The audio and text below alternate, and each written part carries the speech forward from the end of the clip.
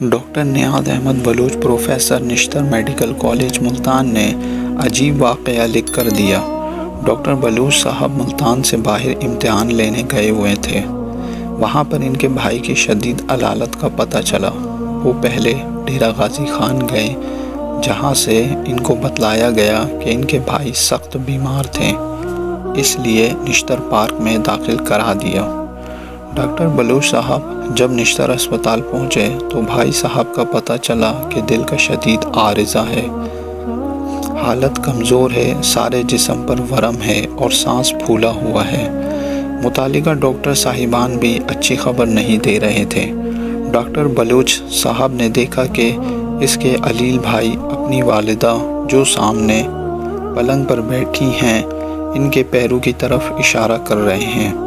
میں نے دیکھا والدہ صاحبہ کے پاؤں کا جوتا ایک جگہ سے ٹوٹا ہوا تھا اور اشارہ اس کی طرف تھا، تو انہوں نے اپنے علیل بھائی کو بتلایا کہ میں جوتا ٹھیک کرا دوں گا، مگر ان کے علیل بھائی بار بار والدہ کے قدموں کی طرف اشارہ کر رہے تھے۔ میں نے بھائی کے قریب ہو کر پوچھا کہ پاؤں میں کیا ہے؟ اس نے کہا کہ میری ماں کے پاؤں کو دھو کر وہ پانی مجھے پلاؤ، میں ٹھیک ہو جاؤں گا۔ چنانچہ میں نے ایسا ہی کیا۔ والدہ کے پاؤں کا پانی پلانے کے بعد جو پیشاب کا جلاب میرے بھائی کو جاری ہوا، ہم سب حیران تھے جیسے پیشاب آور ٹیکا لگا ہوا ہے۔ یہ پیشاب کا جلاب سارا دن اور ساری رات جاری رہا۔ دوسرے دن صبح کے وقت جب ماہر امراض قلب میرے بھائی کو دیکھنے آئے تو کافی افاقہ تھا۔ مجھ سے پوچھا یہ کیسے ہوا؟ میں نے پاؤں کے پانی کا اثر بتایا۔ سب حیران تھے۔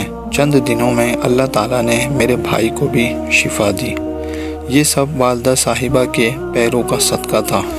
دوستو، پروفیسر ڈاکٹر احمد نور صاحب بھی ایک عجیب واقعہ لکھتے ہیں کہ کافی سال قبل میں اپنی والدہ صاحبہ کو جو راجن پور میں بیمار تھیں دیکھنے کے لیے جایا کرتا تھا۔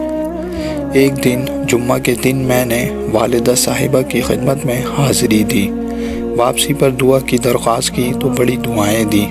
واپسی پر دریائے سندھ پار کرنے کے بعد ایک بہت بڑی گہری نہر جو تقریباً 20 فٹ گہری اور 30 فٹ چوڑی پانی سے لبالب بھری ہوئی بہہ رہی تھی۔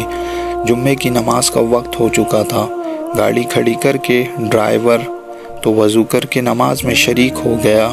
میں نے استنجا کیا اور نہر کے کنارے بیٹھ کر وضو کر رہا تھا کہ اچانک نہر کا کنارہ جو شاید نیچے سے پانی نے کھوکھلا کر دیا تھا، پانی میں گرا اور میں نہر کے اندر گر گیا۔ ایک دو ڈبکیاں آئیں، میں نہر کے وسط میں پہنچ گیا۔ کیونکہ میں تیرنا نہیں جانتا تھا، اس لیے ڈبکیاں آنی شروع ہوئی اور سر چکرانے لگا۔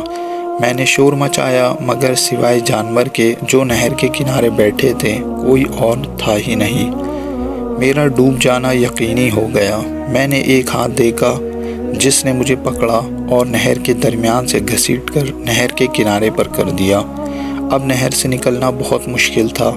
خیر، بڑے ذکر اذکار کیے، کئی دفعہ زور لگایا اور آخر میں نہر سے نکلنے میں کامیاب ہو گیا۔ کپڑے سارے گیلے ہو گئے، کیچڑ لگ گئی۔ اس حالت میں نماز کی آخری رکعت مل گئی۔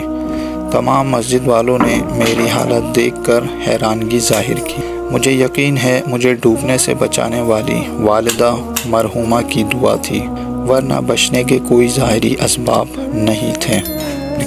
مجھے یقین ہے مجھے ڈوبنے سے بچانے والی والدہ مرحومہ کی دعا تھی، ورنہ بچنے کے کوئی ظاہری اسباب نہیں تھے۔